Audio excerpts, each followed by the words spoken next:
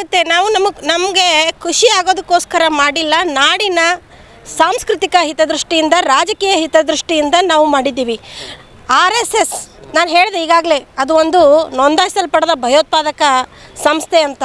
ಅದರ ಕೆಲಸ ಎಲ್ಲಿ ನಡೀತಾವ ಏನದ ಅನ್ನೋದು ನಮಗೆಲ್ಲರಿಗೂ ಗೊತ್ತದ. ಯುವಕರಿಗೆ ಮಾರಕಾದ, ಮಹಿಳೆಯರ ಹಿತಾಸಕ್ತಿ ಒಪ್ಪಲ್ಲ, ಅಲ್ಲಿ ಅಭಿವ್ಯಕ್ತಿ ಸ್ವಾತಂತ್ರ್ಯ ಇಲ್ಲ, ಸಮಾನತೆ ವಿರೋಧ ಅದ, ಎಲ್ಲದಕ್ಕಿಂತ ಹೆಚ್ಚಾಗಿ ನಮ್ಮ ಸಂವಿಧಾನದ ವಿರೋಧಿ ಅದ, ಪ್ರಜಾಪ್ರಭುತ್ವ ವಿರೋಧಿ ಅದ ಅದು.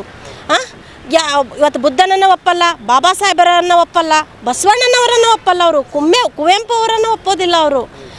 ಅವ್ರು ಸ್ವತಃ ಎಷ್ಟೋ ಸಲ ಹೇಳ್ತಾರೆ, ನಾವು ಸಂವಿಧಾನವನ್ನು ಬದಲಾವಣೆ ಮಾಡೋಕ್ಕೆ ಬಂದೀವಿ, ನಾವು ಅಧಿಕಾರಕ್ಕೆ ಬಂದಿರೋದೇ ಸಂವಿಧಾನ ಬದಲಾವಣೆ ಮಾಡೋದಕ್ಕಂತ. ಇವ್ರು ಹೆಂಗ್ರಿ ದೇಶಭಕ್ತರಾಗ್ತಾರ? ಯಾವ ರೀತಿ ದೇಶಭಕ್ತರಾಗ್ತಾರ ಇವರು?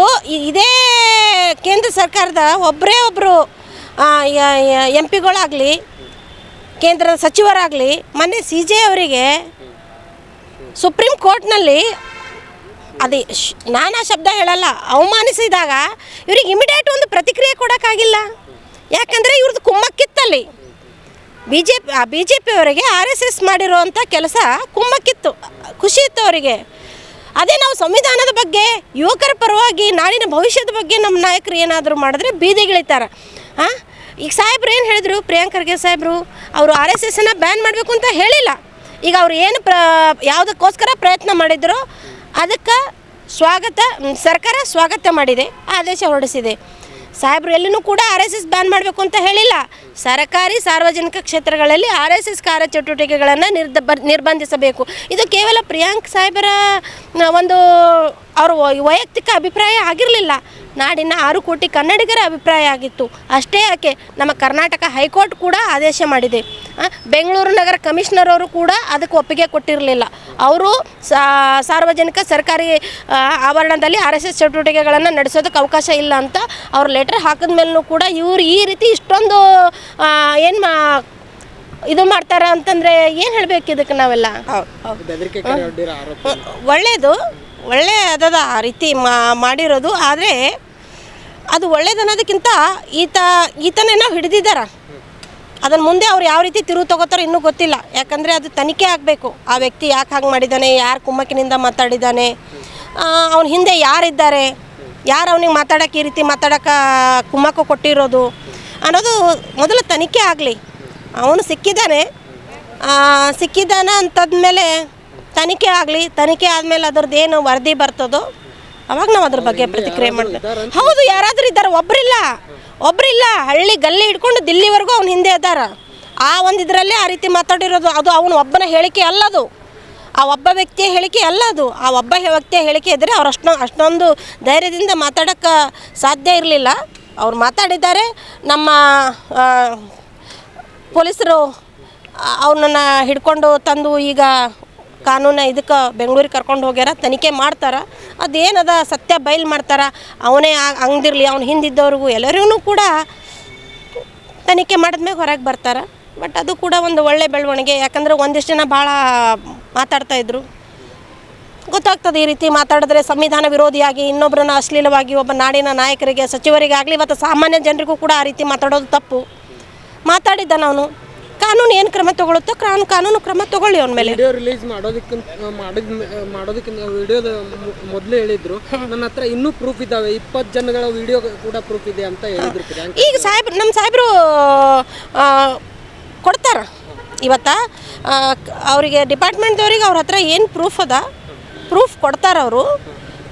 ಆಮೇಲೆ ಮೊದಲವರು ಆ ನಂಬರ್ ಯಾಕೆ ಹಾಕಿರಲಿಲ್ಲ ಅಂತಂದರೆ, ಈಗ ನೋಡ್ರಿ, ನಾವೇ ಒಬ್ಬರು ಕಾರ್ಯಕರ್ತರಾಗಿ ಆಗಲಿ, ಒಬ್ಬಳ ನಾಡಿನ ಪ್ರಜ್ಞಾವಂತ ಮಹಿಳೆ ಆಗಲಿ, ನಾಡಿನ ಸಚಿವರಿಗೆ ಈ ರೀತಿ ಬೆದರಿಕೆ ಕರೆ ಮಾಡಿದ್ದಾರೆ ಅಂತೇಳಿ ಆ ನಂಬರ್ ಅವ್ರು ಎಲ್ಲ ಕಡೆ ವೈರಲ್ ಮಾಡಿದಾಗ ನನಗೂ ಕೂಡ ತಾಳ್ಮೆ ಆಗಲ್ಲ, ಸಹನೆ ಆಗಲ್ಲ. ನಾನು ಇಮ್ಡಿಯೇಟ್ ಆ ನಂಬರ್ ತೊಗೊಂಡು ಫೋನ್ ಮಾಡ್ತೀನಿ. ನೀನು ಯಾಕಪ್ಪ ನಾಡಿನ ಸಚಿವರಿಗೆ ಈ ರೀತಿ ಮಾತಾಡಿದೀಯಾ?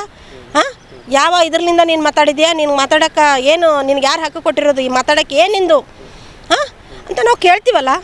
ಅದಕ್ಕೋಸ್ಕರ ನಮ್ಮ ಸಾಹೇಬರು ಎಲ್ಲ ನಂಬರ್ಗಳೆಲ್ಲ ಬಹಿರಂಗಗೊಳಿಸಿರಲಿಲ್ಲ. ಈಗ ಅವರು ಸರ್ಕಾರಕ್ಕೆ ಒಪ್ಪಿಸ್ತಾರೆ. ಅದೇನೇನು ಅವ್ರ ರೀತಿ ಮಾಹಿತಿ ಅದ, ಅವ್ರ ಹತ್ರ ಏನೇನು ಮಾತಾಡಿದ್ದಾರೆ, ಯಾರ್ಯಾರಿಂದ ಏನು ಕರೆ ಬಂದಿದೆ, ಯಾವ ರೀತಿ ಬೆದರಿಕೆ ಹಾಕಿದ್ದಾರೆ ಅನ್ನೋದು ಈಗ ಆತ ಸಿಕ್ಕಿದ್ದಾನ ಅಂತಂದ ಎಲ್ಲನೂ ಬಹಿರಂಗಗೊಳಿಸ್ತಾರೆ. ಈಗ ಅವರು RSSನವರು ಎಷ್ಟೇ ಪ್ರಯತ್ನ ಮಾಡಿದರೂ ಕೂಡ ಮಹಿಳಾ ಕಾಂಗ್ರೆಸ್ ಕಲಬುರಗಿ ವಿಶೇಷವಾಗಿ ಮಹಿಳಾ ಕಾಂಗ್ರೆಸ್ ಅವರು ಕೂಡ ಪೋಸ್ಟರ್ ಅಭಿಯಾನ ಮಾಡಿ ಅವ್ರಿಗೆ ತಿರುಗೇಟು ಕೊಟ್ಟಿದ್ರು. ಹೌದು, ಇದು ಯಾಕೆ ನಾವು ತಿರುಗೇಟು ಕೊಟ್ಟಿರೋದು ಅಂದರೆ ನಾನು ಮತ್ತೆ ಅದನ್ನೇ ಹೇಳಕ್ಕೆ ಬಯಸೋದೇನೆಂದರೆ ಇದು ನಮ್ಮ ಸಾಂಸ್ಕೃತಿಕ ಮತ್ತು ರಾಜಕೀಯ ಹಿತಾಸಕ್ತಿ ಮೇಲೆ ಅವರು ಅಟ್ಯಾಕ್ ಮಾಡ್ತಾ ಇರೋದು.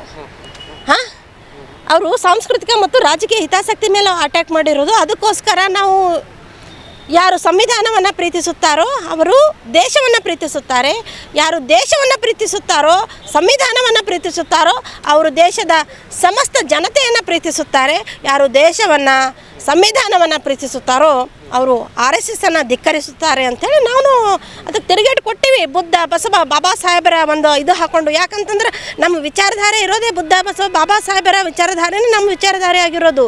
ನಾವು ಸಂವಿಧಾನವನ್ನು ಗೌರವಿಸ್ತೀವಿ, ಪ್ರೀತಿ ಮಾಡಲ್ಲ, ಗೌರವನೂ ಕೂಡ ಅಷ್ಟೇ ಕೊಡ್ತೀವಿ.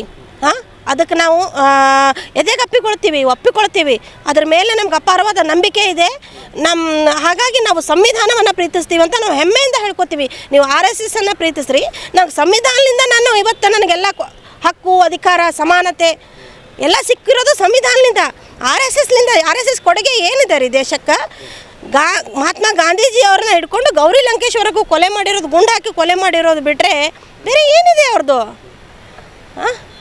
ಮತ್ತು ನಾವ್ಯಾಕೆ ನಮ್ಮ ಸಾಂಸ್ಕೃತಿಕ ಪ್ರಜ್ಞೆನ ಕಳ್ಕೋಬೇಕು? ಅದ್ರ ಉಳಿಗೋಸ್ಕರ ನಾವು ಮಾಡಬೇಕಾಗಿತ್ತು, ನಾವು ಮಾಡಿದ್ದೀವಿ.